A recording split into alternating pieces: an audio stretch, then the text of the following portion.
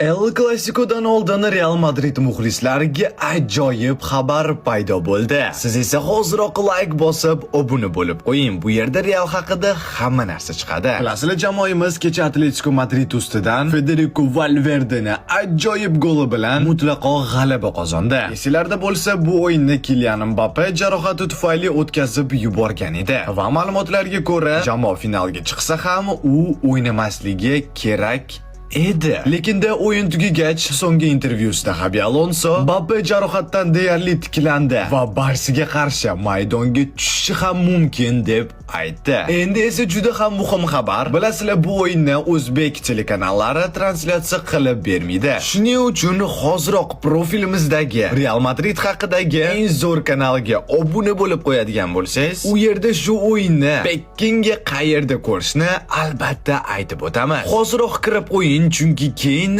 qidirib yurasiz. Xo'sh, sizningcha bu safar alam ola olamizmi?